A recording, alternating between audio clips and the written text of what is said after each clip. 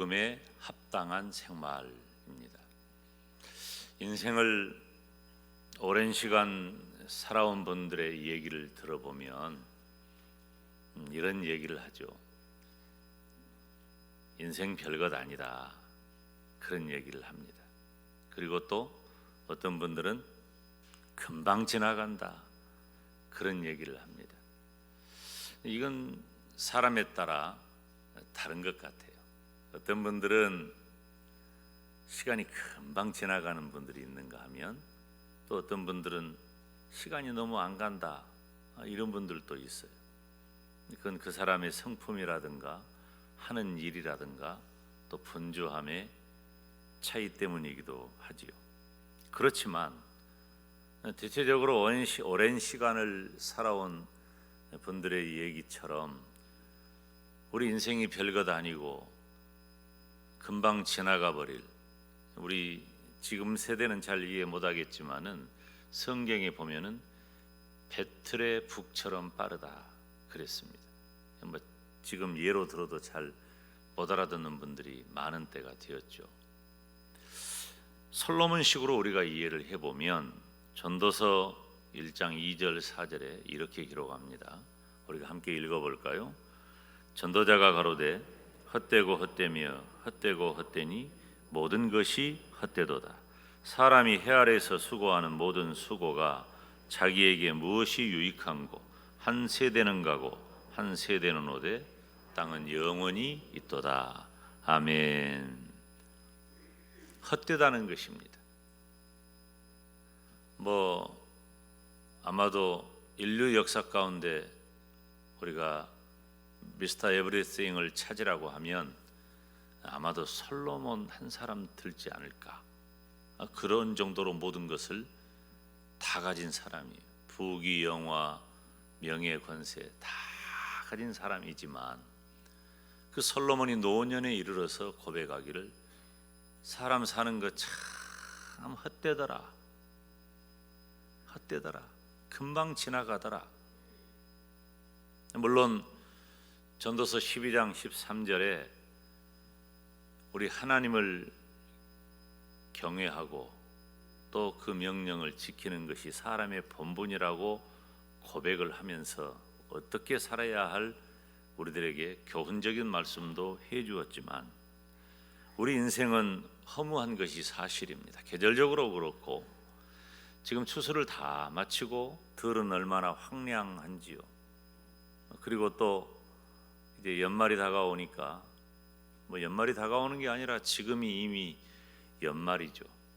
우리가 코로나19 바이러스 전염병 때문에 3년 시간을 지냈습니다. 그리고 조금 분위기는 그전하고 많이 다르지만 여전히 우리의 마음을 편하게 하지는 않아요. 그런 면에 있어서 참 쓸쓸하고 고독하고, 가장들은 가장의 무게로, 우리 장로님 기도하셨듯이 우리 젊은 청년 학생들은 진로 문제로, 우리들이 너무 어려운 일이 많아요. 자영업을 하시는 분들이 담임 목사에게 고백하는 이 얘기 중에 몇 가지 주목할 만한 것은 목사님 너무 힘들어요라는 거예요. 경기가 너무 좋지 않다는 거죠. 금리가 올라가기 때문에 굉장히 긴축되었어요. 긴장되고, 그래서 사람들의 소비가 잘 이루어지지 않기도 해요. 소비가 잘 이루어지지 않으니까 소비의 이 경제적인 선순환이 이루어지지 않아요. 경기가 어려울수록 건강한 소비는 또 필요한데, 이 건강한 소비는 사실은 위축되는 우리들에게 어쩌면 사치의 언어가 될지도 모르겠습니다. 여러분, 우리가 사는 인생길이 사실 금년만 그런 게 아니잖아요. 뒤돌아보면 저보고 그런 얘기를 해요. 목사님은 어느 시절로 돌아가고 싶습니까? 라는 질문 하는 분들 가끔 있어요. 기자들이 인터뷰할 때도 그런 질문을 던집니다. 나는 안 돌아가고 싶다 그래요. 어디로? 나는 지금이 좋다. 그리고 앞으로 살아가야 할 날들을 생각해야지 과거에 아무리 좋았고 뭐 젊을 때로 돌아가고 싶다고요? 저 젊을 때는요, 아이고 못 먹고 못 입고 고생. 물론 그때는 꿈이 있고 희망이 있었죠. 그리고 예수님을 믿는 것 때문에 저는 못 먹고 못 입는 것이 저를 지배하지를 못했어요. 예수님을 믿고 나서는 예수님이 너무 좋고, 교회가 너무 좋고, 목사님의 설교가 너무 좋고, 예배가 너무 좋고, 그냥 그 속에서 살았어요. 그래서 제가 목사가 됐으니까 어쩌면 우리 성도님들하고는 조금 다른 결기일 수도 있습니다. 그렇더라도 과거로 돌아가고 싶다 그런 마음은 거의 없습니다. 여러분은 언제로 돌아가고 싶으세요? 흔쾌히 나는 어느 때라고 말하는 분도 있지만은 살아온 날을 다시 살라고 하면 또다시 살기는 어려울 것 같아요.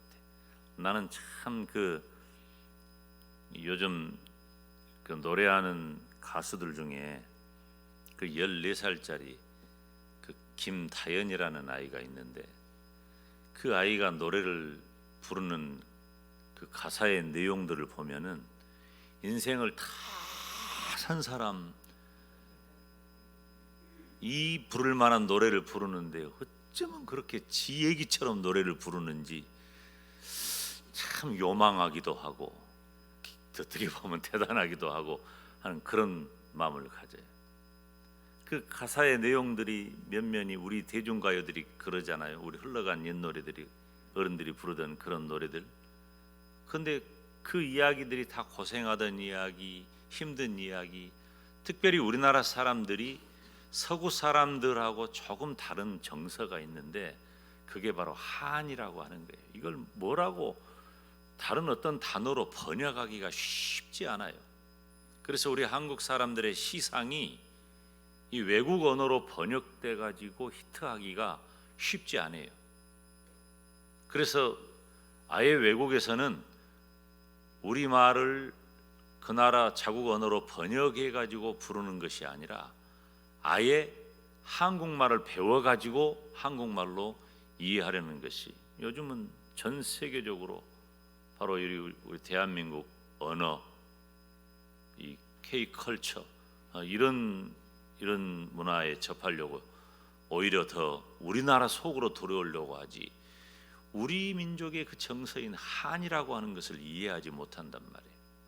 그렇게 힘들고 어려운 시절을 우리들은 살아가는데, 그런 인생길에서 우리는 예수님을 만난 겁니다. 정확하게 말하면 하나님께서 나를 선택하시고 나를 구원하신 줄로 믿습니다. 저와 여러분은 구원받은 하나님의 자녀로 살아가는 거예요.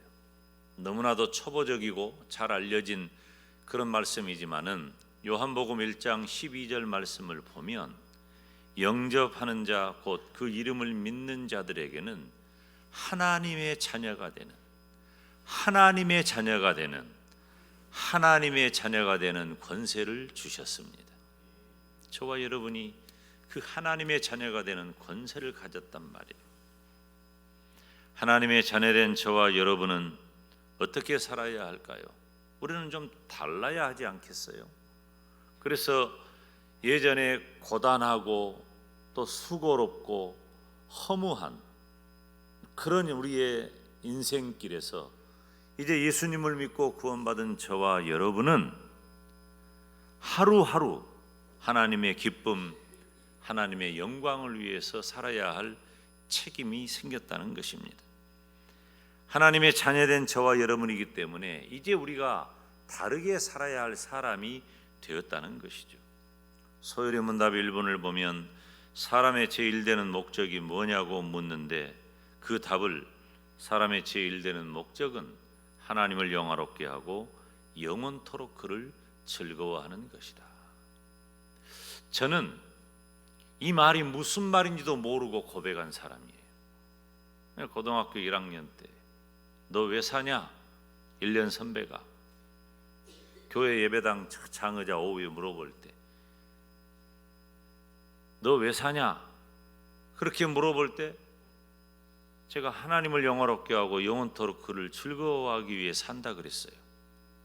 왜냐하면 그 전 주일 밤에 담임 목사님이 소요리문답 강해를 시작했는데 그 얘기를 하셨거든. 근데 말을 해놓고도 뭔 말인지 몰랐어요.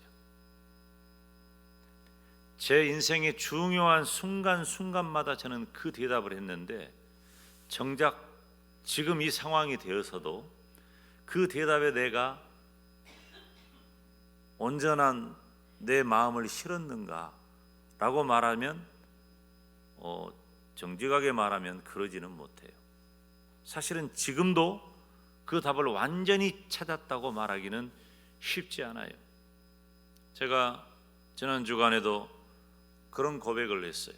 상담을 하면서 내가 평생 하나님의 영광을 위해 산다고 살아왔는데, 하나님의 영광을 위해 산다는 것이 도대체 무엇일까?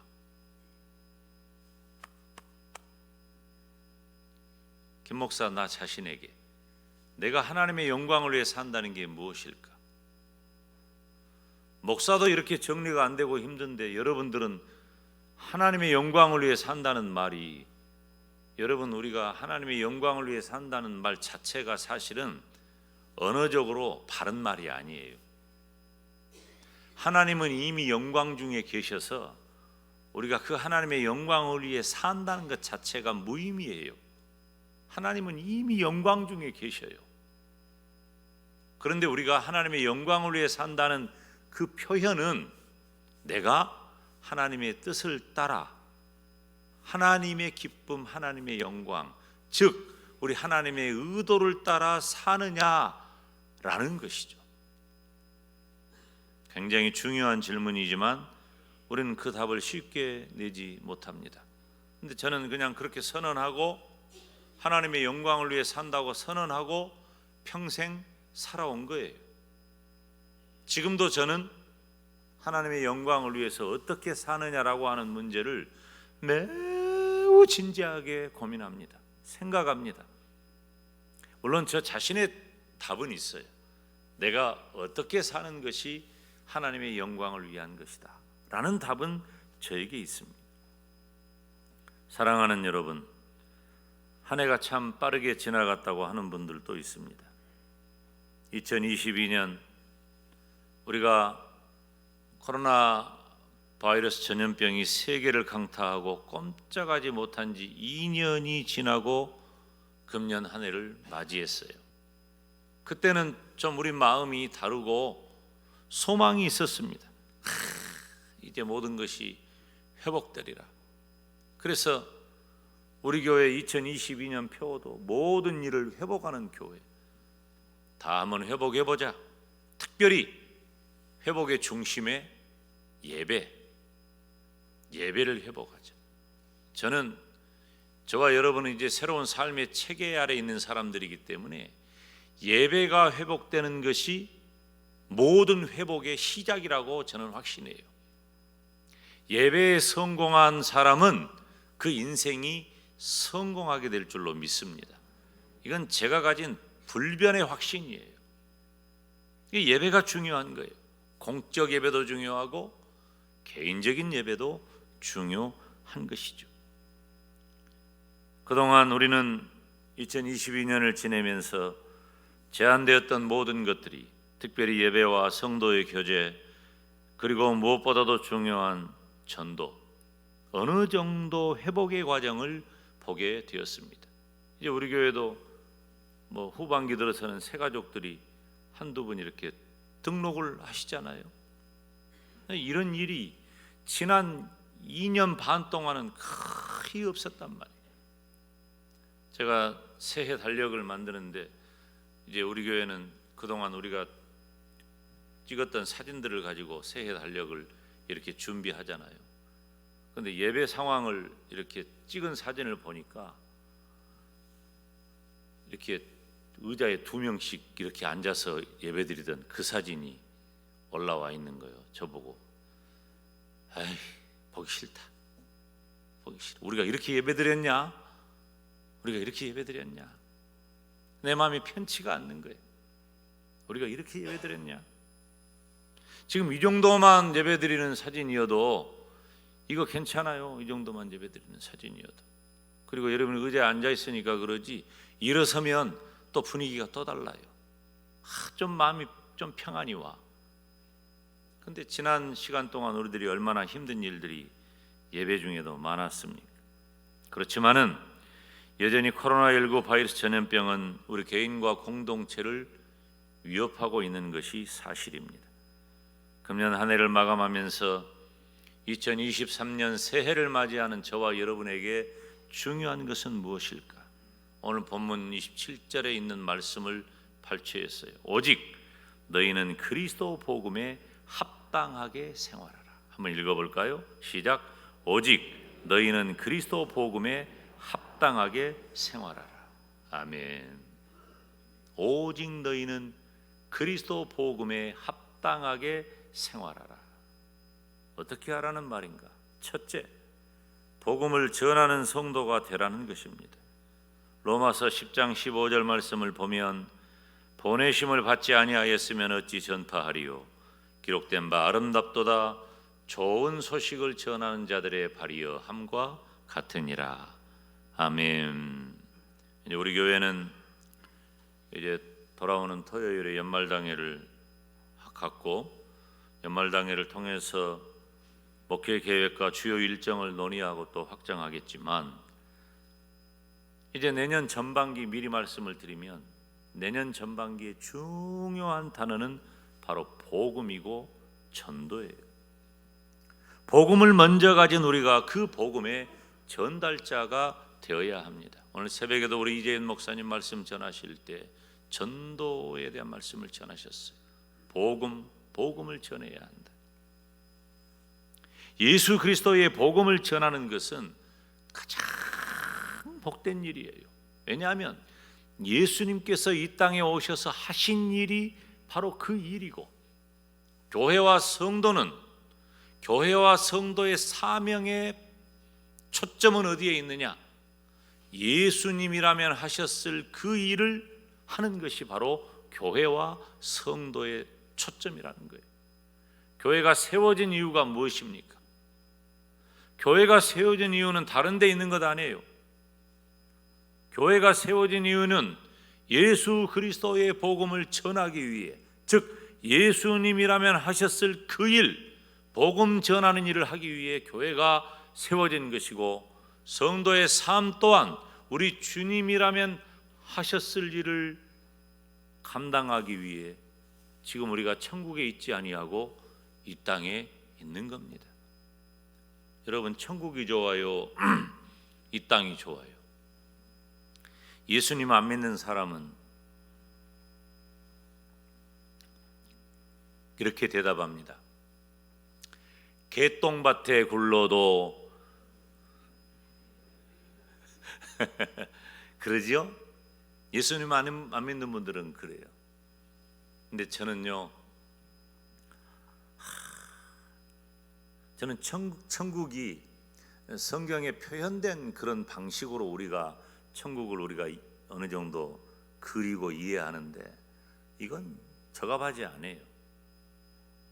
어떻게 그 설명이 잘 안 돼요. 그런 정도 가지고는. 천국이 너무 좋아. 천국 가고 싶어요.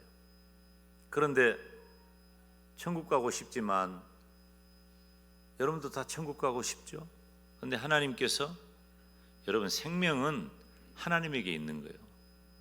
우리 마음대로 어떻게 하지 못해요.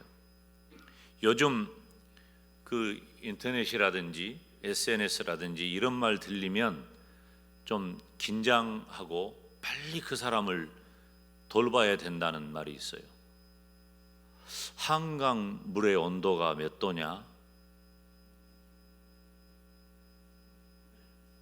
그 아주 위험한 말이래요. 사인이라는 거예요. 빨리 그 사람 한강 너무 춥대. 춥다고 빨리 알려주고 가서 빨리 만나주고 따뜻한 차 한 잔 마시고 살피고. 여러분, 지금 시대가 그래요. 그런데 생명은 내 것이 아니에요. 함부로 할 수 없어요. 하나님의 것이에요. 하나님이 때가 되면 다 부르셔요. 그래서 성도의 죽음은 복되다는 거예요. 하나님이 부르시기 때문에 죽음을 두려워할 필요는 없어요. 하나님에게 있어요. 우리가 천국을 생각하면은 얼마나 복되고 복된가. 그런데 이 땅에 천국까지 아니하고 우리가 남겨져 있는 이유는 예수 그리스도의 복음을 전하는 거예요. 이 땅에서 구원받은 성도가 가진 사명 가운데 사명은 바로 예수 그리스도의 복음을 전하는 것입니다. 구원의 복음을 전하는 것이야말로 복음에 합당하게 사는 것입니다. 저와 여러분이 예수님의 복음 전하시기를 주님의 이름으로 축원합니다. 이제 나중에 또 광고하겠지만은 3월 19일까지 우리 교회가 이제 1월 첫 주부터 시작해 가지고 어떻게 전도할 것인가, 지금 우리 교단의 전도 운동과 함께 그렇게 진행하려고 준비하고 있고, 또 우리 목사님들 훈련도 받고 왔고, 또 12월 19일부터 2박 3일간 또 훈련 받도록 합니다. 그래서 이제 우리 교단이 하는 그 전도 부흥 운동과 함께 우리 교회도 전반기는 전도하는 거예요. 금년에 마감을 해야 되는데 담임 목사는 지금 뭐 하자고 지금 설교하잖아요. 이건 뭐 상관없어요. 시간은 그 시간 속의 일부분이지 뭐 꼭 12월이니까 이 설교해야 된다 그런 것 없어요. 물론 절기가 조금 필요하기는 하지만 지금 우리 교회가 중요한 건 뭐냐? 지금 담임 목사가 무엇을 중요하게 여기고 어떻게 우리 교회를 이끌 것이냐라고 하는 가장 중요한 핵심 단어는 복음이고 전도라고 하는 거예요. 마음을 딱 여러분이 이런 말을 할 때는 담임 목사가 이것 하려고 하구나 라고 할 때 여러분이 마음을 먹어야 돼. 못 피해 가겠구나, 나도 전도해야 되겠구나, 그런 마음을 가져야 된단 말이에요. 전도가 그렇게 힘든데 왜 또 전도 얘기를 할까? 나 하나 오는 것도 겨우겨우 오고 있는데. 복음을 전하는 성도가 되어야 복음에 합당한 생활을 하는 것입니다. 두 번째로, 구원받은 성도다운 삶을 살아야 합니다. 성도된 저와 여러분의 사명은 복음을 전하는 것이라고 했죠. 그렇기 위해서, 그렇게 복음을 전하기 위해서 성도는 복음에 합당한 생활을 해야 돼요. 삶으로 드러나지 않는 믿음은 도무지 열매가 없습니다. 우리끼리 좋은 것은 누구나 해요. 우리끼리 좋은 것은 다 우리 교회 안에 있는 성도들끼리 누구는 누구하고 가깝고 누구는 누구하고 친하고 다 우리 그러잖아요. 그거 다 해요. 그런 정도는. 그런데 우리가 그리스도의 복음으로 살면 하나님께서 놀라우신 사랑으로 저와 여러분을 덮어주시는데, 성도의 복음에 합당한 생활이야말로 가장 확실한 복음의 전달 방식이라고 하는 것입니다. 내가 어떻게 사느냐가 내가 어떻게 복음을 전하느냐에 달려있는 거예요. 물론 내 힘으로 다 되는 건 아니에요. 우리가 입을 벌려서 그리고 내 삶을 아무리 모범적으로 내가 생활한다고 해도 그것이 다 전도의 열매로 드러나는 것은 아니에요. 내 힘과 내 능력으로 되는 것이 아니기 때문에 그래요. 나는 근본적으로 죄인이기 때문에 내 생활에도 한계가 있고 내 삶에도 분명한 제한이 있어요. 그래서 내 힘과 의지의 한계는 분명해요. 이 등산하는 사람들의 얘기를 제가 들어본 적이 있어요. 그냥 등산, 물무산 가는 거 말고, 이런 정도 말고 높은 산 올라가는 그런 이 전문 산악인들의 얘기를 제가 들어봤는데요. 이 전문 산악인들은 그냥 산에 가는 것 아니에요. 그 산에 한번 가기 위해서 오랜 시간을 준비를 하는 거예요. 연습도 하고 체력도 단련시키고 그 다음에 날씨도 체크하고 어느 계절에 어느 때에 누구와 함께 어떻게 올라가고 루트를 어디로 정해가지고 그 루트를 정복할 때 어떤 방식으로 등산을 해야 하고 그것에 대한 예비 작업은 어떻게 해야 하고, 이게 굉장히 오랜 시간 그리고 정밀하게, 요즘은 장비가 첨단이기 때문에 아주 엄청나게 많은 돈을 들여서 잘 준비를 합니다. 그 사람들은 아예 산에서 살고 산을 너무나도 잘 아는 사람이에요. 요즘은 시뮬레이션이 얼마나 잘 되어 있는지 몰라요. 거듭되는 훈련으로 그 사람들은 산을 오르는 일에 전문가가 된 거예요. 그런데 그런 그분들이 하는 얘기를 제가 들었는데 이런 얘기를 해요. 산에 오를 때는 처음에는 본인의 체력과 의지가 중요하지만 7부 능선부터는 날씨가 모든 것을 결정한다. 그런 표현을 하더라고요. 날씨가 뭘까? 제가 그 얘기를 들으면서 이 날씨가 뭘까? 이 세상의 날씨를 마음대로 할 수 있는, 누가 마음대로 할 수 있습니까? 하나님밖에 없는 거예요. 결국 하나님을 의지하는 거예요. 제가 언젠가도 말씀을 드렸지만은 제가 광주에 있을 때 저희 교회 집사님 가운데 한 분이 전대병원 의사예요. 위장관 외과의 권위자예요. 지금은 목포 기독병원에 계신데, 그분이 이제 미국에 있는데 전화가 왔어요. 목사님 기도해 주세요. 오늘 중요한 수술이 있는데 목사님 기도해 주세요. 그때만 해도요, 외국에 있을 때 전화를 걸면 내가 국제전화비를 내야 돼요. 자기가 내는 것 아니야. 자기는 편하니까 전화를 했지. 그래서 이제 제가 전화를 받으면서, 아니 집사님, 그 전대의대 교수고 그 위장관 계열의 전문가인데 왜 또 이렇게 국제전화까지 해서 기도해 달라고 합니까? 제가 할 수 있는 일은 최선을 다하지만 생명은 하나님에게 있으니 목사님 기도해 주세요. 여러분, 우리가 힘쓰고 애써서 할 일 참 많습니다. 최선을 다해야 합니다.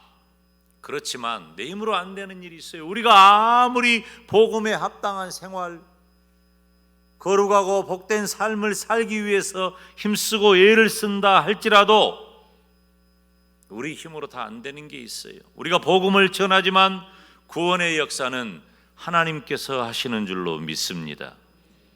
그래서 우리가 우리의 삶을 최선을 다해 살아도 결국 하나님이 이루시지만 7부 능선까지는 하나님이 우리를 사용하시더라는 거예요. 사용하시더라. 가끔 우리 교회 등록하는 성도들의 얘기를 들어보면 우리 교회 다니는 누구 때문이라는 분이 있어요. 저는 너무 그 말을 들을 때 기쁘고 감사한 거예요. 우리 교회 성도들이 그렇게 본받을 만한 삶을 산다는데 담임 목사로서 그것같이 기분 좋은 일이 어디 있어요? 그리고 다른 지역에 있는 사람들이 우리 교회 얘기를 하고 우리 교회 어떤 성도 얘기를 하면서 좋은 얘기를 하면은 내 얘기도 아니지만 내 어깨가, 가운을 입어서 여러분이 제 어깨가 올라간 거 잘 안 보이죠? 많이 올라가 있어요 지금. 내가 어깨가 으쓱하다고 감사한 거죠. 반대의 경우도 있기는 하지만 1919년 3.1운동 당시 인구가 2천만 명 정도예요, 우리 조선에. 그런데 그 중에 기독교인은 1%였어요. 2천만 명 중에 1%면 미미한 거죠. 그런데 독립선언서에 기록된 우리 민족의 대표 33인 가운데 15명이 기독교인이었어요. 여러분, 지금 우리는 금보다 귀한 믿음을 가져야 합니다. 교회의 사역이 금과 같고 성도의 삶이 금과 같아야 합니다. 금은 귀하잖아요. 어떻게 저와 여러분이 금과 같은 성도가 될 수 있을까요? 오늘 본문 말씀에 오직 너희는 그리스도 복음에 합당하게 생활하라. 이제 구한 말에 이 평양에 이 장날이 되면은 그때 우리말로 번역하기를 마포삼열이라고 하는 마펫 선교사님이 계셔요. 그 마펫 선교사님이 이제 평양 장날이 되면은 복음을 전하기 위해 나가잖아요. 그러면 그냥 전도를 하고 있으면은 그 마펫 선교사님한테 돌을 던져가지고 구타를 하고 얼굴에 피가 낭자하게 만드는, 선교사님에게만 그런 것이 아니라 그 평양의 유명한 깡패, 사람들을 만나면 쥐어 패고 난폭한 짓을 하고 그랬던 사람이 이기풍이라고 하는 사람이에요. 이기풍, 평양의 유명한 깡패였다 그래요. 그런데 이 이기풍이라고 하는 분이 나중에는 한국 최초의 7인 목사, 한국 최초로, 우리 조선 사람 최초로 7명의 목사가 나왔는데 그 중에 한 명이 바로 이기풍 목사님이고, 이기풍 목사님은 최초의 선교사가 되어서 제주도로 갑니다. 제주도로 가서 순교한 거예요. 이기풍 목사님은 예수님을 믿기 전에는 그렇지 않았지만 예수님을 믿고 난 다음에는 완전히 바뀐 거예요. 뭐가 바뀌어요? 삶이 바뀐 거예요. 복음에 합당한 삶으로 변화해버린 겁니다. 저와 여러분이 이기풍 목사님처럼 극적인 삶의 변화는 없다 할지라도 우리는 예수님을 믿는 성도다운 삶을 살기 위해 부단히 노력해야 합니다. 악한 사람만 악을 저지르는 것은 아니에요. 선한 사람도 악을 저질러요. 인간은 그런 것입니다. 그런 우리에게 하나님의 요구는 무엇입니까? 신명기 18장 13절에 너는 네 하나님 여호와 앞에 완전하라. 마태복음 5장 16절에 저희로 너희 착한 행실을 보고 하늘에 계신 너희 아버지께 영광을 돌리게 하라. 사랑하는 여러분, 지금 교회의 가치는 어느 때보다 하락하고 있습니다. 매우 슬프고 슬픈 일입니다. 마음이 편하지 않아요. 뭐 때문이에요? 오직 너희는 그리스도 복음에 합당하게 생활하라. 복음에 합당한 삶이 우리들에게 이루어지지 않기 때문이에요. 교회와 그리고 목사와 성도가 주는 역기능적인 삶의 모습 때문에 한국교회는 지나치게 그 가치가 하락하고 있는 겁니다. 저와 여러분이 한 해를 보내지만 새로운 한 해를 맞이하게 될 것입니다. 인생의 끝날은 아직 아니라는 것이죠. 새로운 희망을 여러분이 디자인하고 싶다면 지금 나의 생활을 바꿔야 합니다. 구원의 복음을 전하고 복음에 합당한 삶의 열매로 그리스도 복음에 합당한 생활하시기를 주님의 이름으로 축원합니다.